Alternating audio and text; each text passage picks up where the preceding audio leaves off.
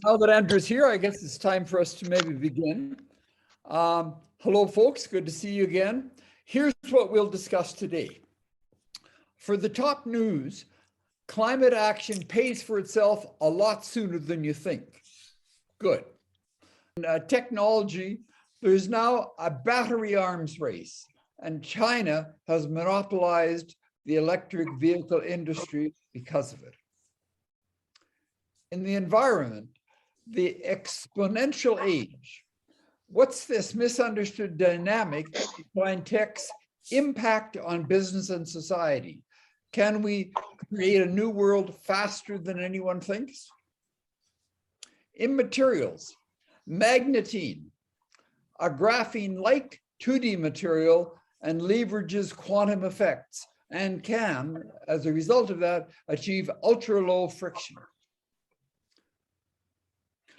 In space, the NASA spacecraft is now going to slam into the asteroid in a first planetary defense test, and we'll be interested in seeing what that does.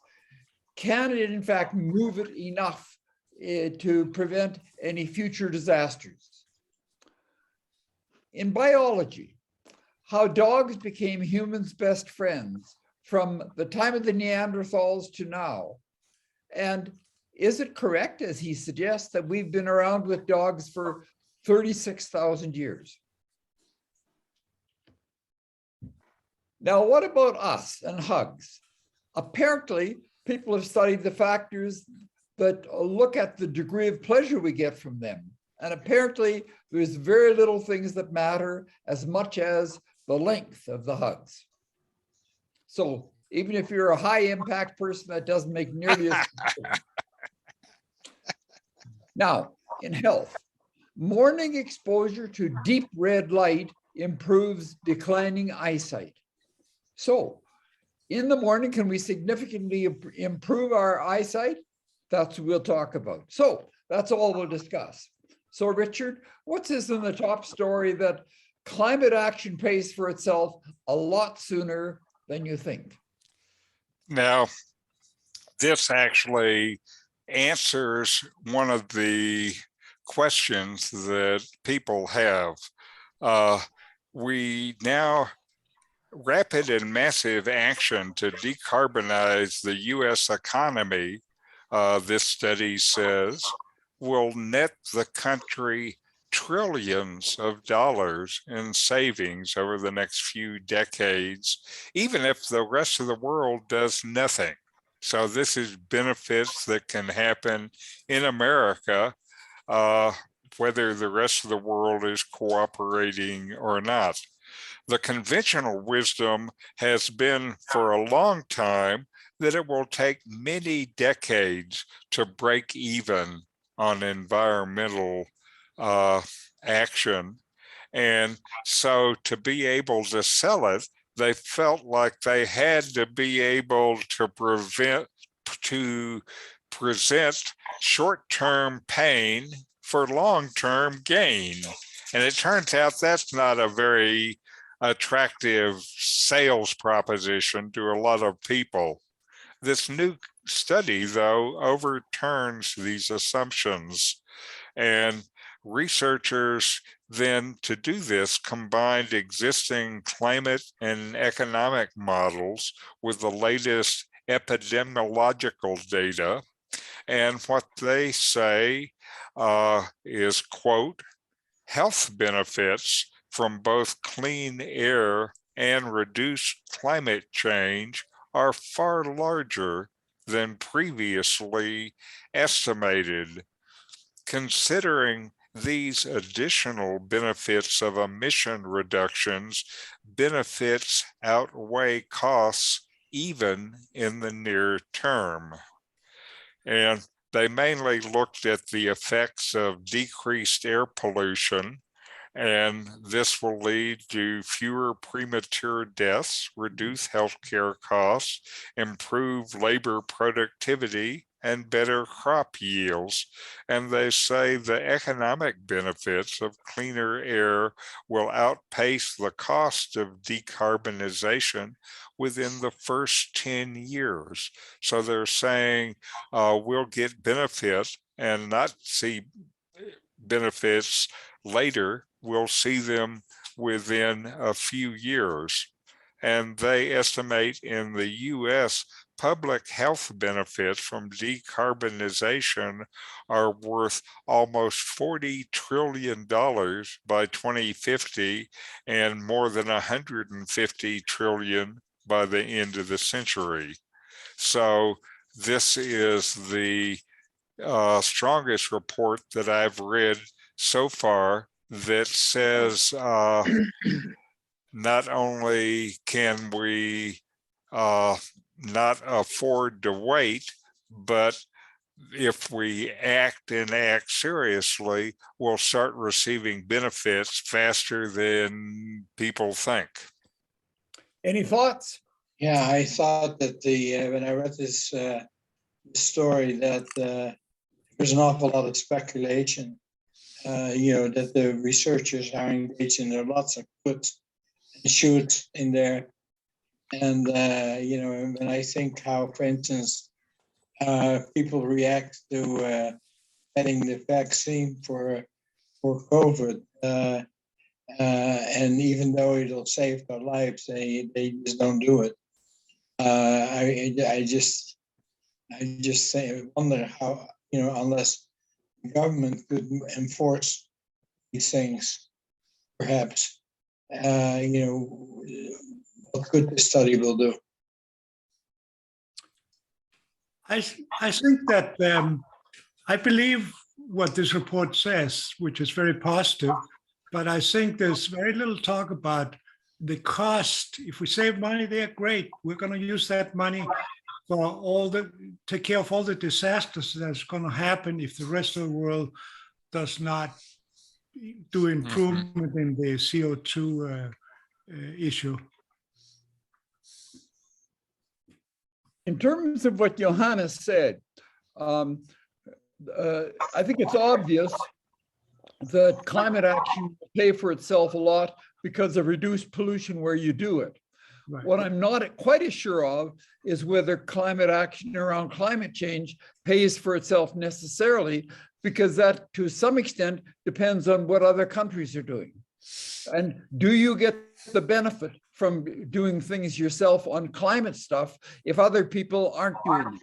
I don't know. The report said that they looked at two different kind of benefits, and these health benefits and reduced costs because of the health benefits happen fairly quickly, and they can happen if you just take care of your local air and you're not making people as sick.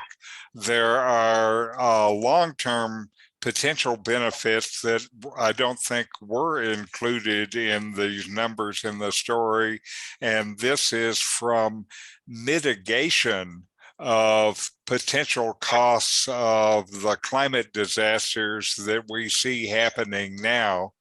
And that is a long-term effect, but this says even without any impact of the long-term effect, the short-term health benefits will happen, and they'll happen pretty fast. What do you call very fast? How many years? Roughly? 10 years. In 10 years, you'll start saving more money than you spent. On that issue, yes.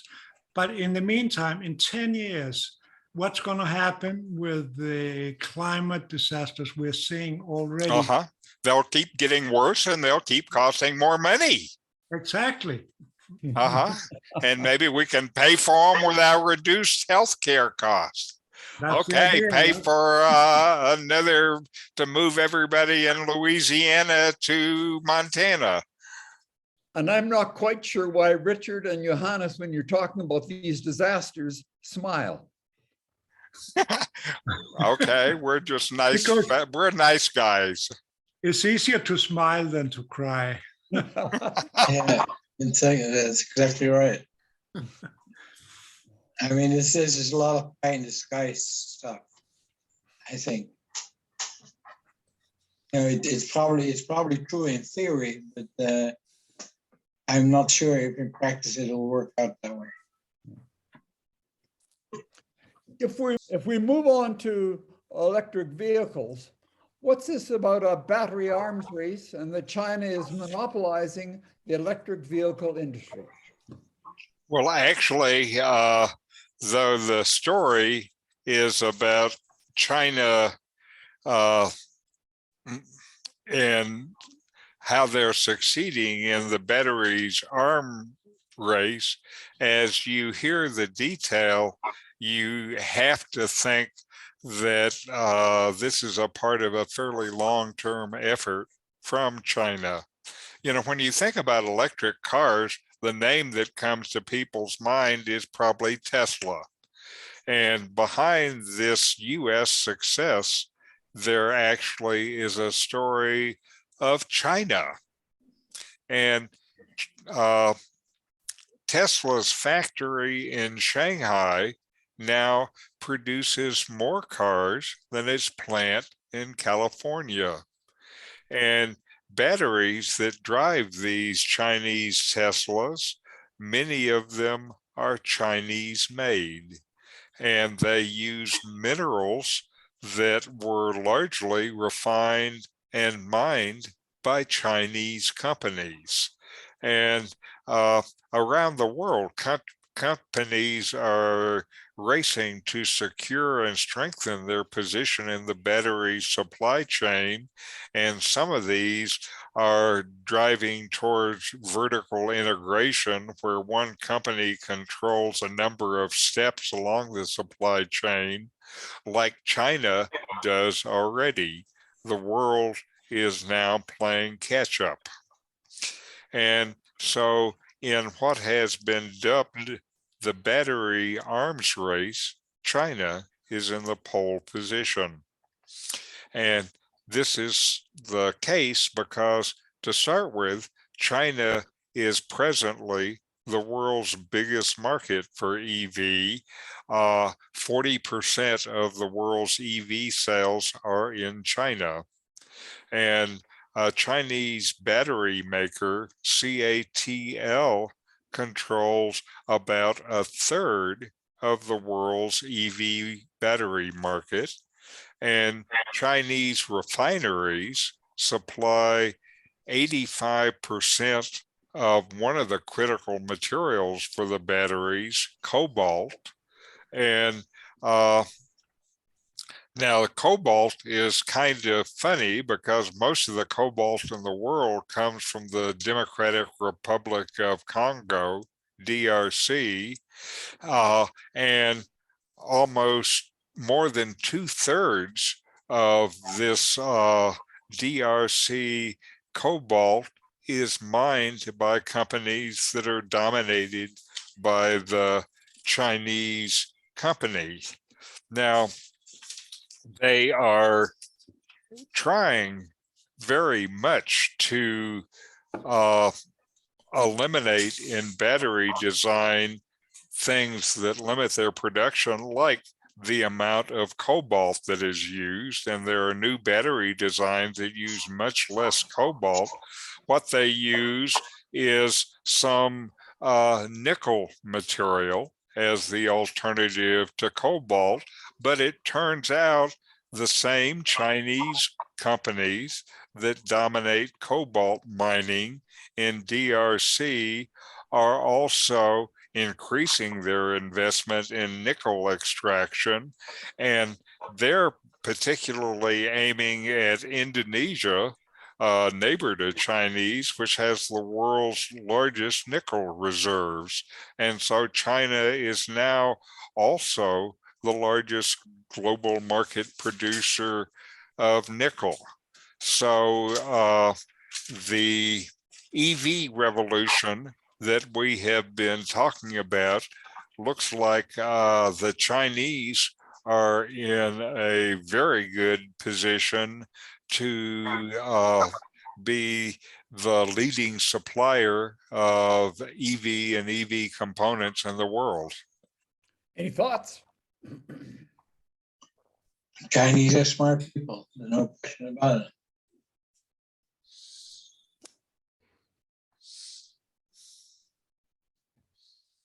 You're muted, Johannes. Am I? Oh. Johannes. The other you- Johannes. Okay. Okay. I think it's true what they write, but we also know that money drives progress. And I think with a freer country like United States, science is going to move quickly to find different materials to make batteries. And all this big effort by the Chinese, then maybe it's going to be for little long-term gain. Uh-huh. You're certainly right. One of the things we report on about every other week is some new battery technology that they have developed or are developing that is an alternative to all of this stuff. A couple of weeks ago, we had the new battery material, which was from trees. And I don't think the Chinese have monopolized trees yet. Yeah.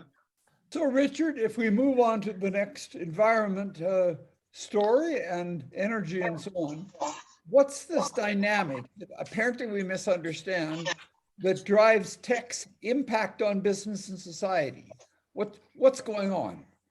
Well, the kind of background is over a period of 50 years. The semiconductor industry has improved the performance of computer chips by roughly 50% a year. And this is responsible for accelerating changes in our lives and in our societies in ways that at least are rare in human history, if not unprecedented. And in his new book, The Exponential Age, Azim Azkar argues that we're living in a time of unusually fast social change as a result of these dramatic improvements in technology.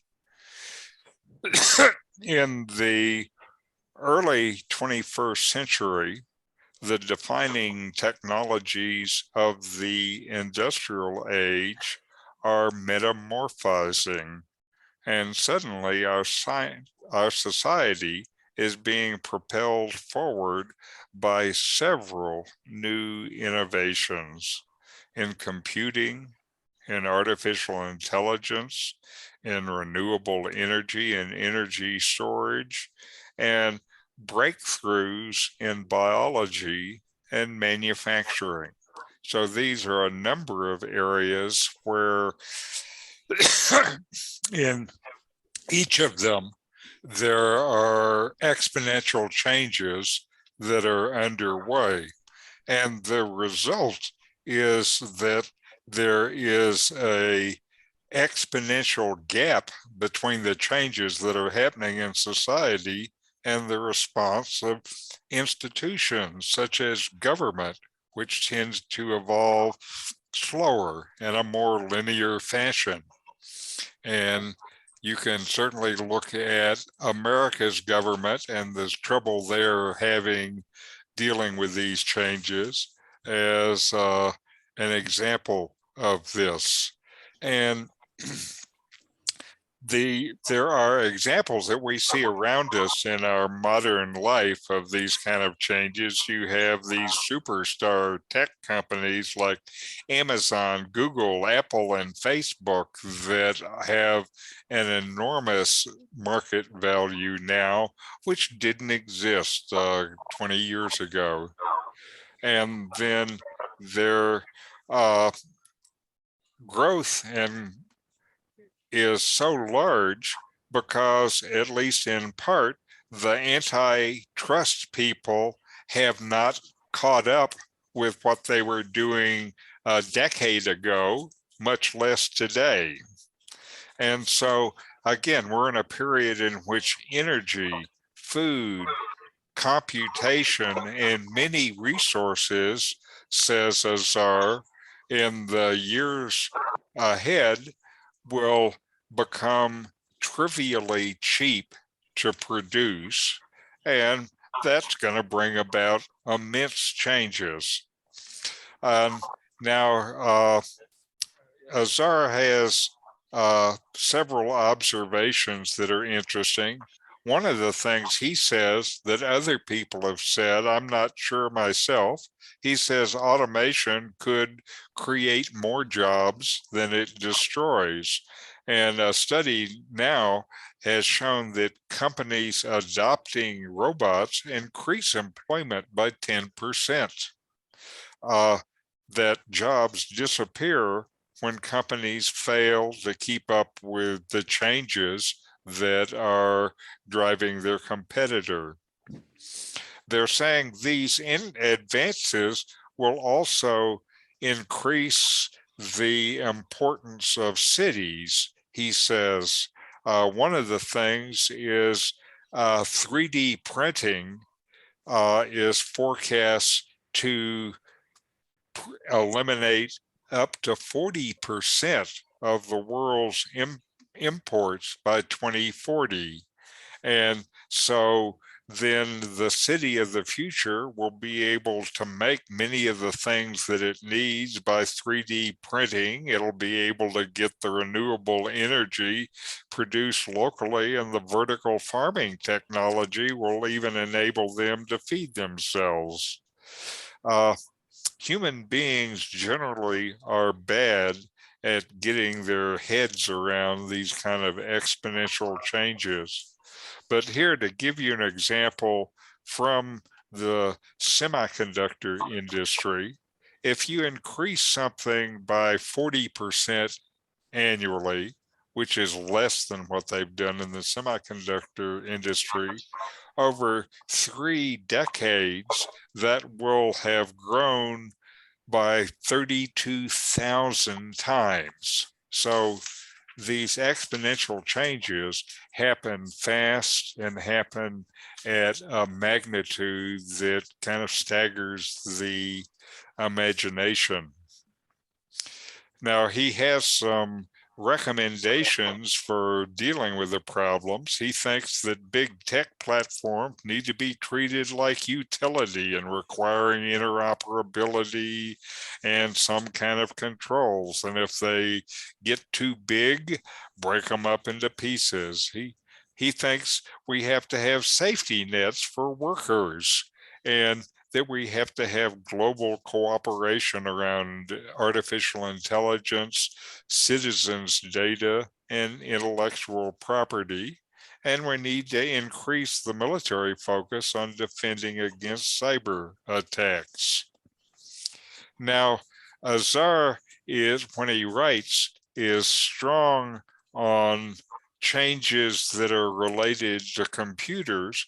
But one of the things that he doesn't talk about that I think is going to end up being just as revolutionary is the exponential developments in biology, because we are learning how to be able to create and control individual cells.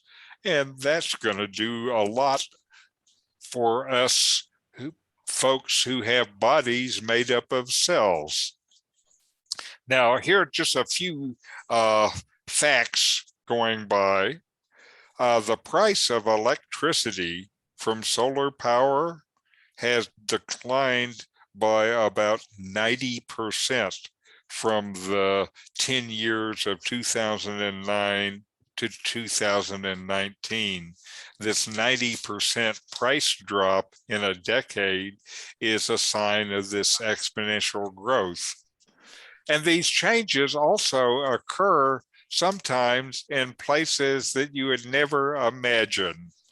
Like, because Americans look at their smartphone now when they're in line in the grocery checkout stand, chewing gum sales have fallen by almost 20% because they're looking at the smartphone instead of the chewing gum displays. And this next fact staggers my imagination. In 1975, over 80% of the market value of S&P 500 companies was represented by tangible assets such as factories. By 2015, tangible assets were only 16% of the value of these S&P 500s, and 84% was represented by non-physical assets such as data or software. These are enormous changes, and they're happening faster than most people realize, and certainly faster than you can forecast. And to me, this is along the line of one of the things that I've been saying for a while, is that we are in this funny period in the history of humanity where we have this race that is going on between all of this new stuff that can change our life in ways that we can't even imagine on one hand, and the climate disaster destroying the world on the other hand. And we have what the engineers would call a race phenomena. We don't know who's going to win the race. I vote for humanity. Any thoughts? It's complicated. Yes, no shit. And when they have the value of ephemeral things being wildly higher than the value of reality, like factories and substantial things, it's just indicative of a bubble, like the Holland tulip bubble and IT bubble, all this other stuff. So these guys who predict the future by extrapolating chosen inputs can pretty much get any answer that they would like. So I don't think we should put too much confidence in these forecasts. Well, it's another view. There are lots of other views that are saying the exact opposite. So it's interesting to have these other views side by side. Well, the real winner will be Mother Nature in the long run. Well, entropy. Let's say I vote for entropy. It's going to win, and we human beings just temporarily mess up entropy because we make it go the wrong way for a while. And we only do that locally. We don't do it on a universal net basis. Sure. Anyway, it depends on what you mean local. Only our planet. We're trying to develop the technology to mess up other planets too. Yeah, we're working on that. Come on, I expected more from you guys. I at least expect something from Fred on this. Come on. Well, I do think we've had a huge impact by the computer industry, for example, about doubling every year or so. And for some people in the humanistic idea, they think that there's no limit to how people can change things, that nothing, if you imagine yourself in a particular way, that's what's likely to happen. There are no limits. But as you say, with people, there are significant things happening along that line. But on the other hand, how does this relate to things we're doing to the environment in which we need to live? And I think at some point there's going to be a huge crash. Uh-huh. And that what we're doing to the environment is going to destroy us all. And so all of these other things go by the by. If everything's going to destroy us all, then I continue to ask, what is the ethical choice about what Matt talked about Sunday, how to live the good life? Because if there is no long term, I remember in philosophy classes the freshman year in high school when they're talking about ethics and ethical systems, and they gave us the choice between, for example, short-term egotistical hedonism and long-term altruistic something or other. And if there is no long term, then how do you live the good life? Let's go eat, drink, and be merry, etc.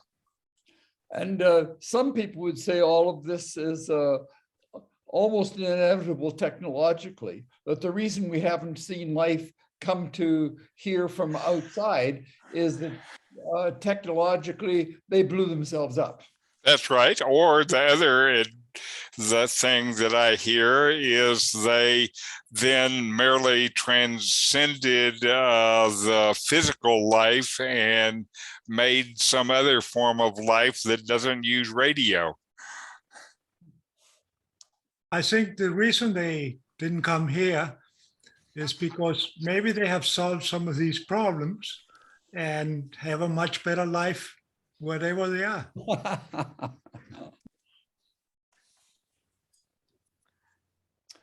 Now, It's a Richard, conundrum. are we going to have a great life if we can get rid of friction? What's this 2D material that can achieve ultra low friction? Well, this is interesting to me from a couple of different angles. One of them is that what we've been hearing about all this time mainly is graphene, which is this 2D material made out of carbon atoms. And it turns out there are a lot of other atoms besides carbon atoms. And guess what? With some of them, they can also make different 2D materials, and these 2D materials have different property than happens out of carbon atoms. And so researchers at University of Toronto, hold up your hand for Canada, working with Rice University, developed what they call Magnetine. And this is a 2D material made out of essentially iron oxide and in a single layer of atoms like graphene. And the pictures they show are like graphene, where it's a bunch of hexagons together in a flat surface.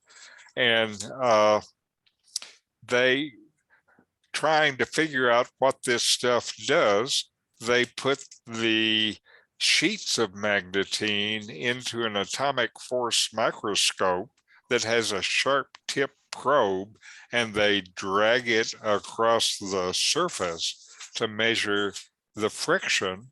And they found that this had very low friction, and it was just as low as graphene, which has low friction. The graphene low friction, though, is because of its structure in ways that I can't explain to you. And in the case of magnetine, this low friction they found, they believe, is from some other thing than its structure. And they say when you go from a 3D material to a 2D material, a lot of unusual things start to happen due to the effects of quantum physics. And specifically, the atoms that are no longer as restricted as they were in the third dimension because there's something next to them. And so the atoms can vibrate in different ways and the electron structure changes. And they found that all of those together affect the friction.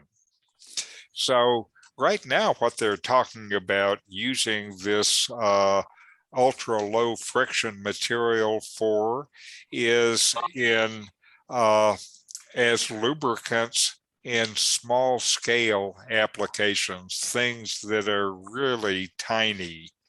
Imagine, for example, a tiny mechanical pump that delivers a control amount of a drug in a special part of the body. Those are the kind of things that they're talking about. Or another that mechanical device that can harvest the energy of a beating heart to, say, run your pacemaker. And when you're dealing with such tiny moving parts, the ratio of surface area to mass gets really high, a lot of surface area, not much mass, and the stuff is likely to get stuck unless you have it well lubricated. And these 2D materials have such low lubrication that it's going to make some of these microscopic mechanical devices actually work. And in the future, one of the things they believe we're going to see are essentially implantable mechanical devices. One of the reasons they were looking at Magnetine is the body doesn't have negative reaction to it. And that it's interesting if they do it, then again, this will be a technology that really is happening because of the different quantum effects that are essentially exposed at this tiny scale by the 2D material. And the researchers are saying further that they really need to zero in on why these quantum effects are happening. And so this can help us figure out the future. Again, this is still new enough that they had not observed this quantum friction release, the quantum oil, is it? You could call it. The quantum lubricant is another kind of new phenomena out of which we will be able to make things that hopefully they're useful. Any thoughts? Yeah, I'm just wondering, how do they handle products like that? And, like, do you use an injection needle or something? Or, I'm just trying to, I mean, or is it vehicle that it's a little, like a kind of an oil or so that this stuff goes into? Do they have any? Well, some of the devices that they're talking about, maybe you would inject them in your system. Some of them, like the generator that generates electricity based on the beating of your heart and the energy from that, I think they have to, we'll just say, insert it in the appropriate place. And I don't think they're just going to give it to you by injection. Well, I have a pacemaker, and it has a battery inside. The seal, the can in which the whole thing is totally sealed. You can't get into it. So, well, here you'd be able to get a lifetime battery. Well, the battery is good for about 10 years. So that's good. Well, if I live that long, and then that means another operation. They can replace the thing. That's assuming it believed it's still okay. Anyway, I have a hard time trying to figure out how how they can work with something like the Magnetine. Sure. Now, again, one of the things that these guys are madly working on is essentially mechanical devices at the nanoscale, machines and things like this. And if you're going to have machines, you're going to have friction, and you need to have things that make them flow better. And to me, this fits in with another area of technology that we really didn't even imagine 10 years ago. Amazing. That's right. Shake your head. I agree with you, John. It's totally amazing. So Richard, tell us about NASA's spacecraft that are going to slam into the asteroid. Okay. Does anybody remember going to physics class and in high school?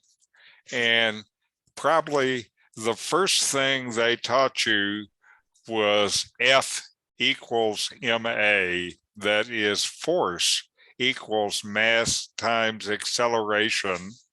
And this is an example of F equals ma.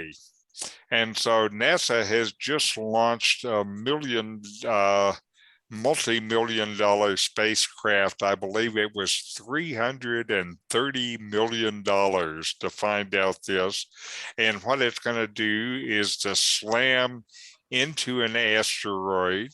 And it really is the first test of a way to protect Earth from killer asteroids.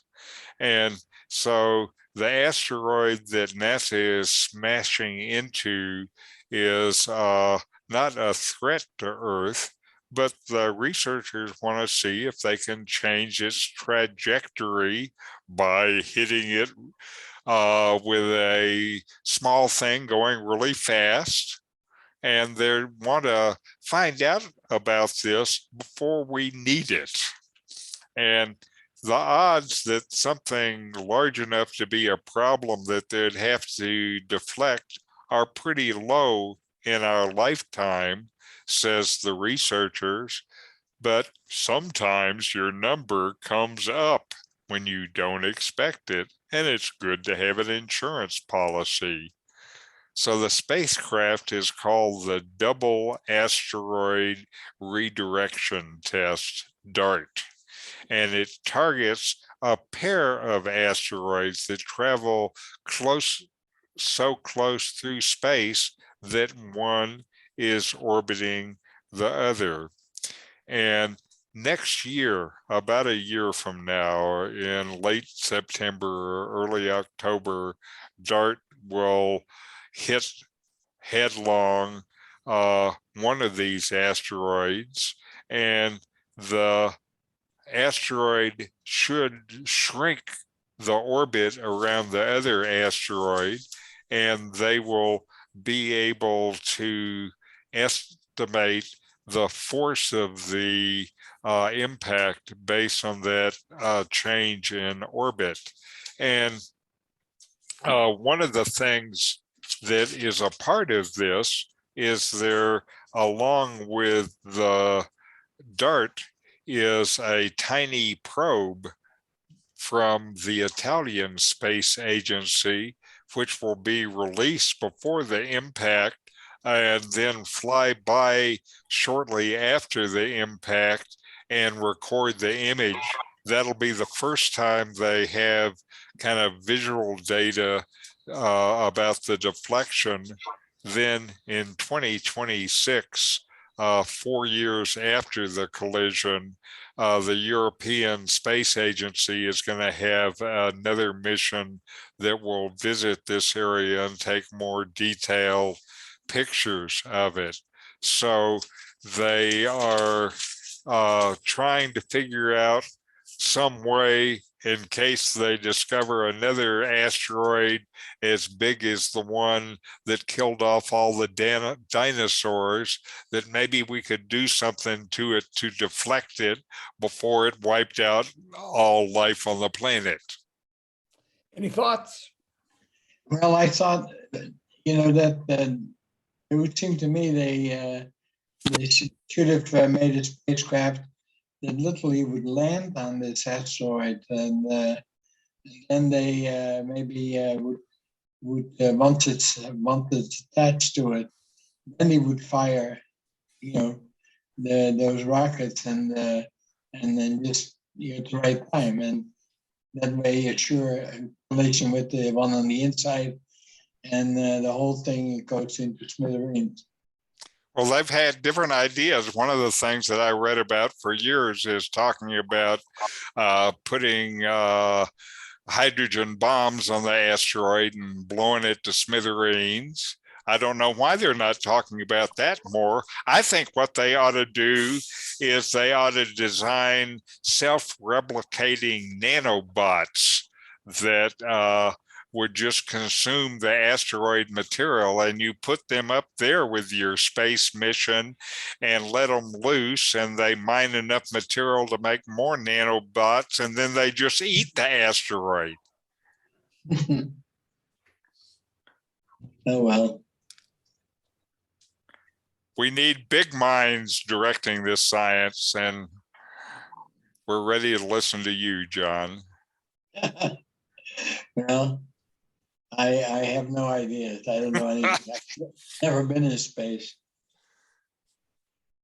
Well, I don't think anybody who's doing this experiment has ever been in space either. No, John says he's never been in space, so he doesn't have any idea. But does he have an idea about how dogs became humans' best friends? What's that all about? I like this story because I like dogs, even though our favorite dog is dead now. And domestic dogs differ from wolves by at most 0.2% of their mitochondrial DNA sequences.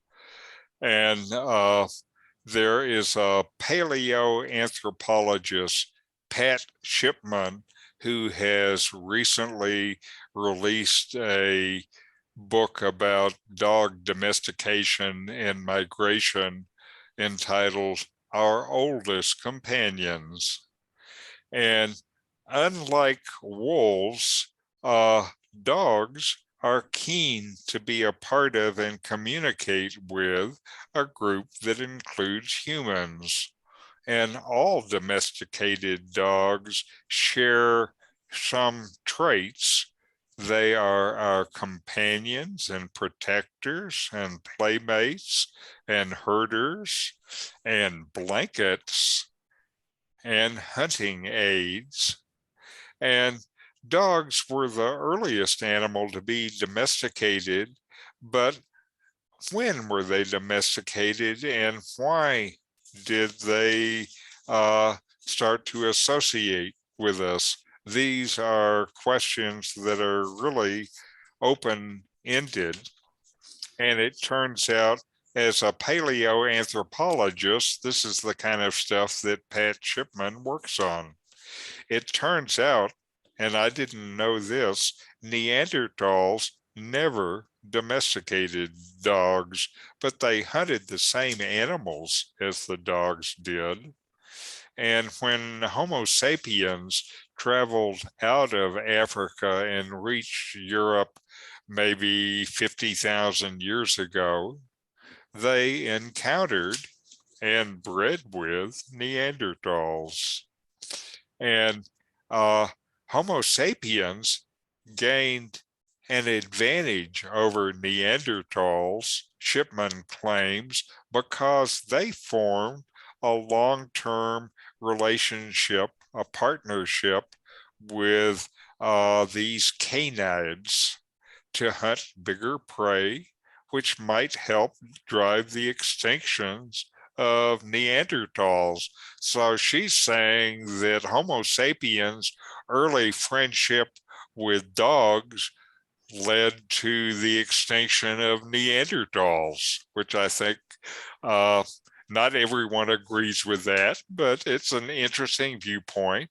And she says by cooperating with dogs and living intimately with them, humans were able to capitalize on the animal's ability, like sense of smell and stamina in the chase and good eyesight.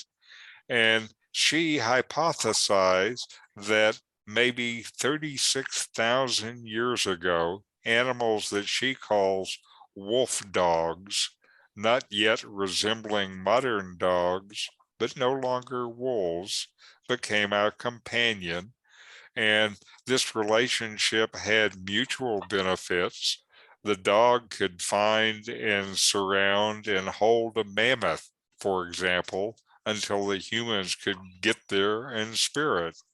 And humans could protect wolf dogs from local and wild dog packs. I experienced some of this dynamics with dogs when I lived in India, and we did a lot of walking around the mountain. And there was one dog that we didn't know that just walked with us, and I didn't feed it or anything. I wondered why, but then as we walked, we came upon packs of other dogs, and because this dog was in a dog pack that included humans, we were the boss dog pack. And so I saw the same dynamics in India a few years ago that she's talking about in Europe 36,000 years ago. Now, one of the things that supports her dating of this is anthropologists have found jaws and sharp teeth of canids in archaeological sites in Belgium and the Czech Republic and in Russia that date back to this 36,000 year ago period. So there's definitely evidence that humans and these wolf dogs were living together.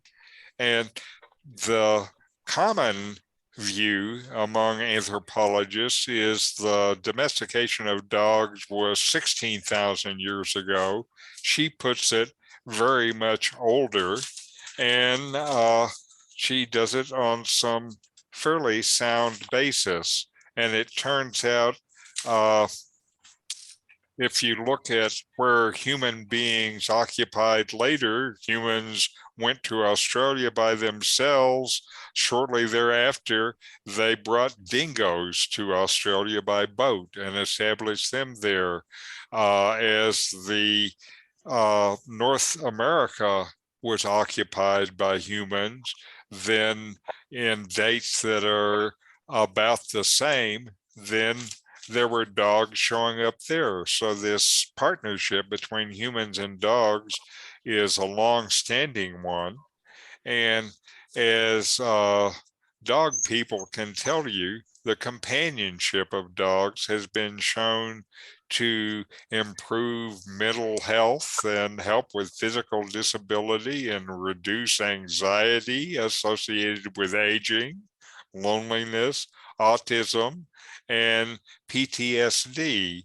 And she's saying maybe this is because of dogs' long friendship and protection have helped our two species to survive and thrive together for, she says, more than 30,000 years. That's enough time to make friends, don't you think? Any thoughts? It reminds me of a story that, or is it not a story? I met a lady in the Chicago suburbs, but she was living in the mountains in California, on the eastern edge, somewhere. I don't know exactly where. I've never been there, but anyhow, she knew of a wolf that was living there, and it was a real wolf. I mean, it was totally wild, but was in trouble, and so she decided to feed it, not in the house, but to bring food out, and where the dog could get at it without any problems. Anyway, it turned out the dog was female and was pregnant, and when she got puppies finally, the dog, and the dog wasn't asked for that, or the wolf rather, but brought one of the puppies to her and put it right in front of her door. She was rather isolated the way she was telling me. And so anyway, that dog grew up, and I met this dog, an enormous animal. It's like a silvery haired beast. To give you an idea of the size, the front part had a cocktail table, a regular height cocktail table, but it was probably about maybe 4 feet on each side. And the dog would, rather than walking around it, would just easily step right over it at that time. To give you an idea. But it made me think that wolves and men have some kind of a relationship that I think initiated with the wolves. Because I think that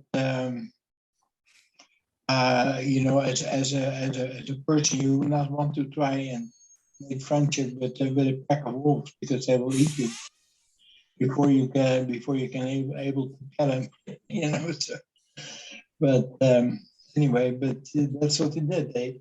This one dog, this wolf, awarded her with giving her one of his her puppies.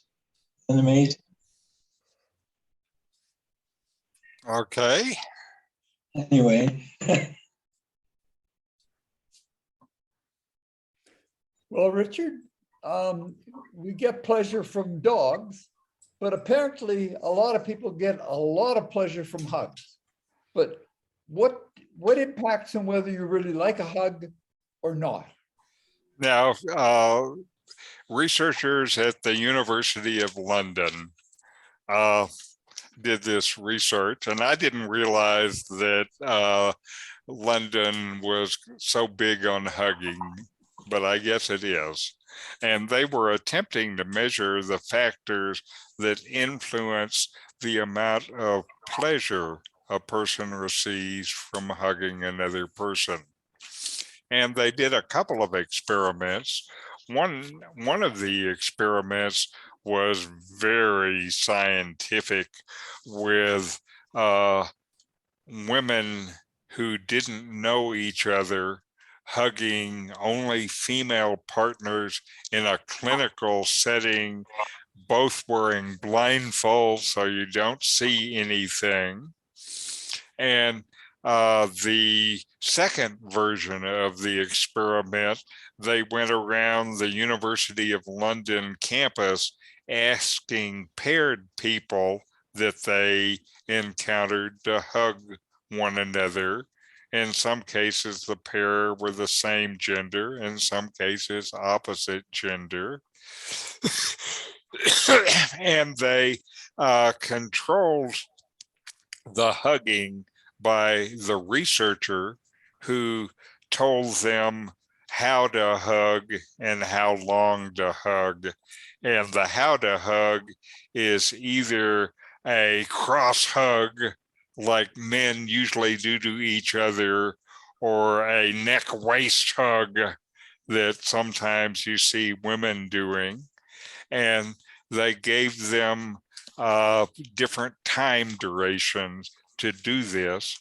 And what they found out was how you hug doesn't make much difference, but the big difference is the length of the hug. And both the stranger hugging and the people walking together hugging, what they want is, they don't like short hugs. They like hugs between 5 seconds and 10 seconds. I guess if they're longer than 10 seconds, they don't like them either. Carol read something about this, and she said she thought the optimum was 8 seconds. So if you want to hug somebody and make them happy, it really doesn't matter how you hug them, but hug them for 5 to 10 seconds, and maybe 8 seconds is the prize. Oh, by the way, women don't care about how they hug. That didn't make a difference. Men didn't like the over-the-shoulder hug. They liked the around the chest hug. Okay. Any thoughts? I think it's also a cultural factor. No, because- they expected to find a cultural factor, but they didn't find it. It's still too small an experiment to say that positively, though. They were just in London. I know that years ago, Northern Europeans, they weren't that ready to hug as, for example, Italians and Spaniards. Yes. So for a Swedish, a 2-second hug would be a long one. Maybe too much. I think after that, you have to check your wallet. Yeah.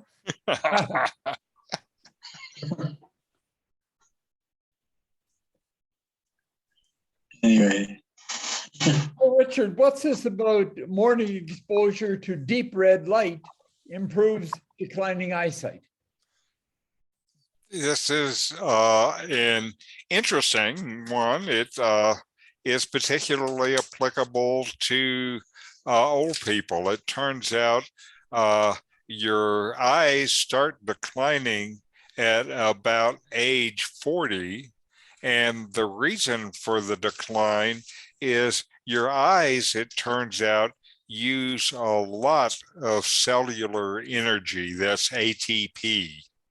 And ATP is produced by mitochondria, and mitochondria start to become less effective as you age.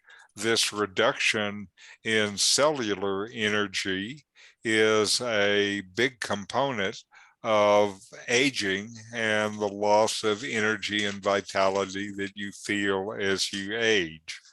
And so anyway, what they did here specifically is they know already that mitochondria, the cell's energy sources, have specific sensitivities to long wavelengths of light that influence their performance. And longer waves of light increase the energy production in mitochondria.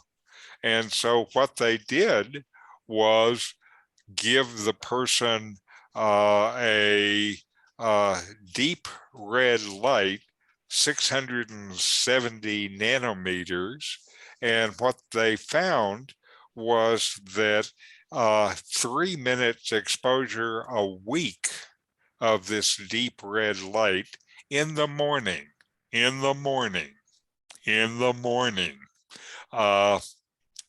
then improved the way they were measuring vision, which had to do with your ability to see and differentiate colors, by almost 20%.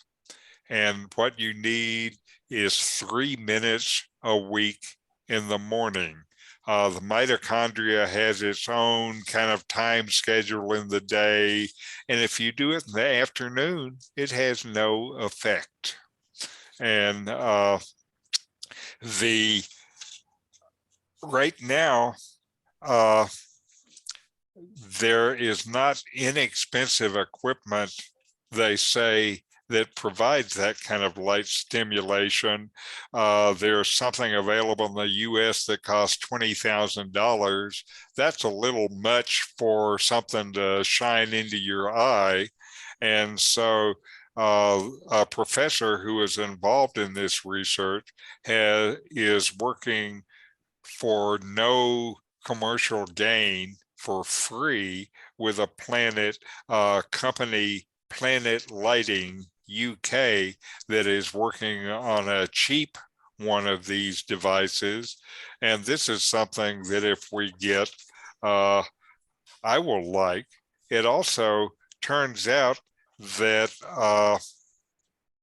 there are other treatments that we have heard about with red or infrared light that now I think this effect on mitochondria might be a case. The mitochondria ended up being sensitive to light between 650 to 900 nanometers. And so this is deep red to, I think, kind of shallow infrared, and light in that frequency makes the mitochondria generate more ATP. And maybe that is behind some of these other things that I have heard that people are doing of red light therapy. For me, I'm very happy to spend $200 and get a red thing to shine in my eyes to make my vision not deteriorate. Any thoughts? Yeah, I would buy that. Yeah. It's surprising that they want $20,000 for it. You'd think it would just be some sort of filter on an ordinary light. Right, right. Well, again, I think they haven't got a specialized solution now. And if you make it like you're talking about, it should be cheap. On Amazon, if you go into Amazon, they claim to have some devices that cost about $100. I Okay. don't know if they're good at all. But Well, the other question is whether this helps people with macular degeneration. I don't know. Again, I don't know if it's the same problem or a different problem. It's a different problem generally, but some of it does have to do with the retina and changing inability to distinguish colors and contrast is one of the things that comes with some forms of macular degeneration. I would sure try it if I had macular degeneration. I try it even if I didn't, but I do. Right. I would try it even if I didn't.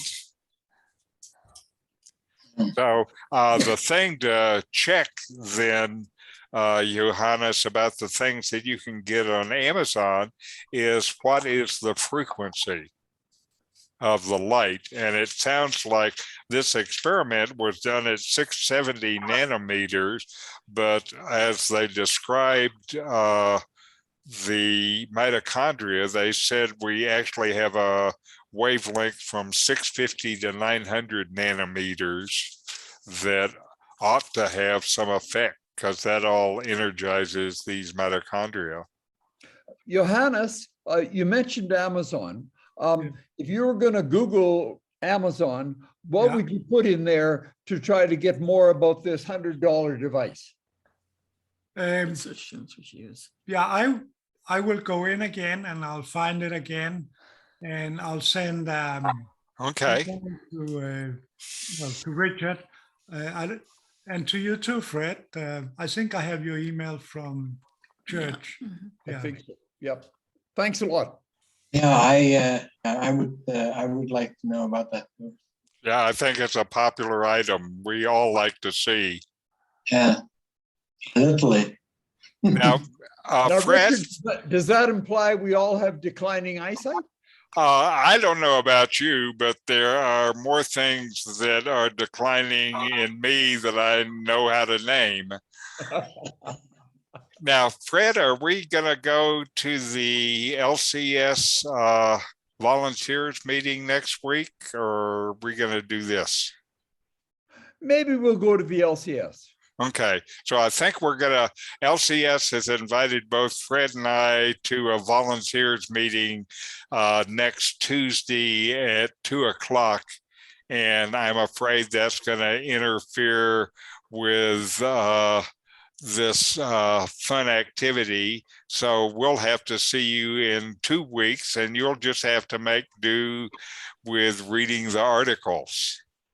Okay, I know Suzanne does that already. I'm not sure. I think Andrew does it too, but I'm not sure about the rest of you.